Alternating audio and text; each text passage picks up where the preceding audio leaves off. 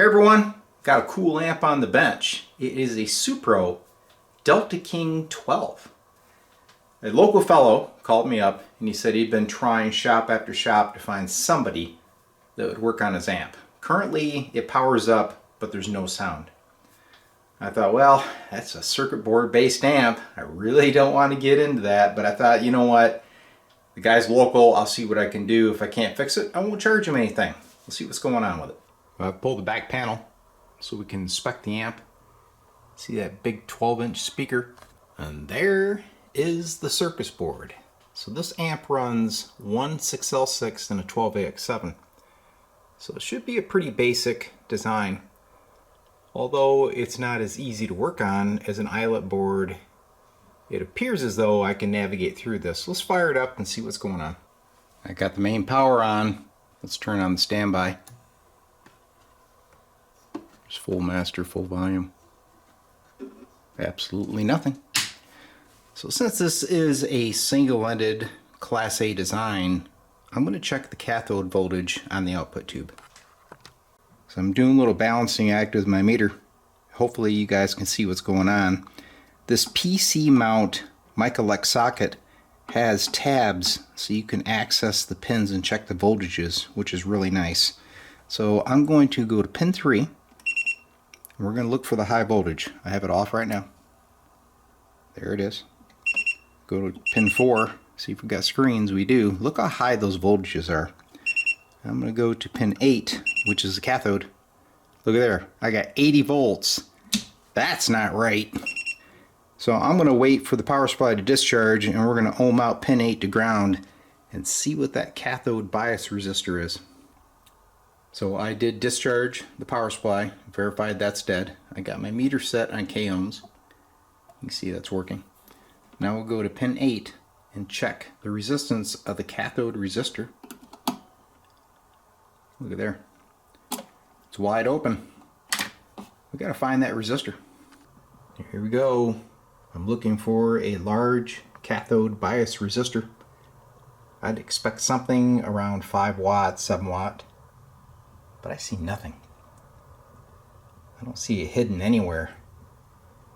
So it gets me wondering, where did Supro put that resistor? Because I know for sure that this does not have negative bias because there's no adjustments. I wonder if it's underneath of that circuit board. So I took an inspection mirror and I was looking underneath the board with a light source. I got up here and looky there. You can see the end of a large resistor, and I bet you that's the cathode resistor. Why it's underneath the board, I don't know. Not very easily accessible.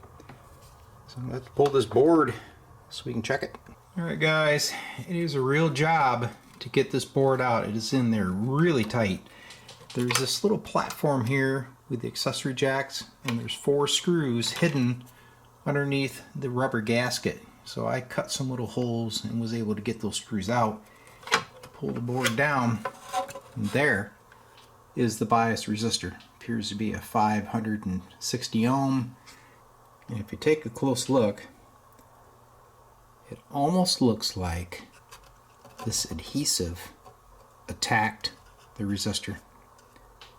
I'm not sure, but either way, I do not like the position of this resistor. So when I replace it, it's not going underneath the board. I'm going to bring it out, swing it over here into this area on a terminal board so that it can be serviced easier in the future.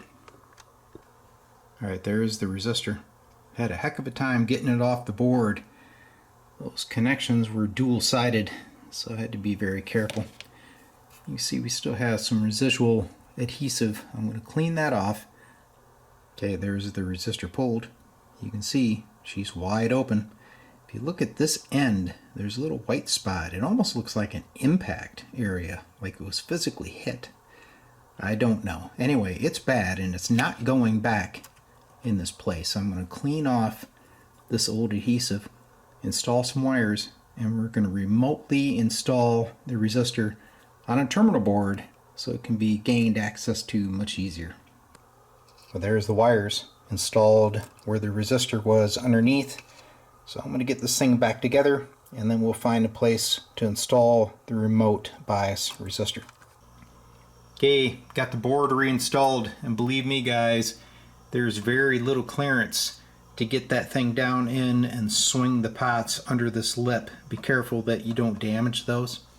I found that disconnecting the tie strap and pulling the brown lead off of the output transformer allowed me to push that harness under the board and gave me the room to navigate it back into place.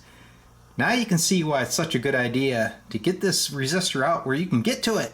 The other thing to note, I noticed that the input jack did not have a lock washer, so it was loose when it came in. I don't know if somebody in the past removed it, but if you don't have one, put one on there. Okay, it's test time.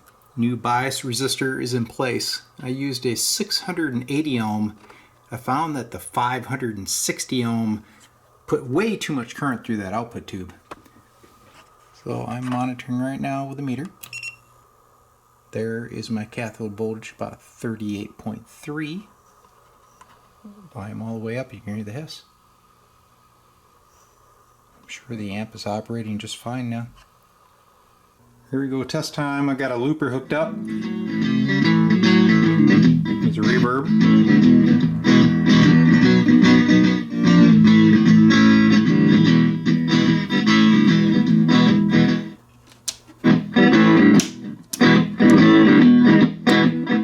Everything appears to be operating fine. Give it a little bit of burn-in time, but I believe the Supro Delta King is fixed.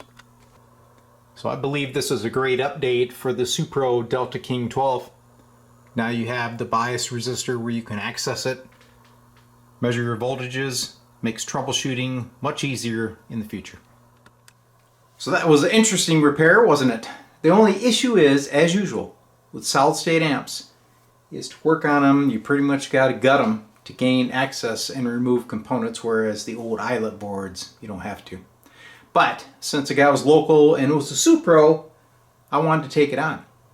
So a little tidbit of information. If you had this problem, you saw that high cathode voltage and you knew that resistor was open, you could forego pulling out the board, simply hook the jumpers to the top of the board, land that terminal board, and you'd be back in business. My only concern is if that original resistor back there were somehow to start conducting again, your bias would go in half and you would fry your output tube. Plus, I was not a big fan of that adhesive that appeared to be attacking the resistor and the foils on the board. So I'm going to wrap this up, but I wanted to give you guys a little bit of information. In this process, I actually contacted Supro and I was asking them for information on this amp because I couldn't find anything on the web. They helped me out, which is very cool, and they also extended the offer to me to be a service station here in Michigan for Supro amps. What do you guys think?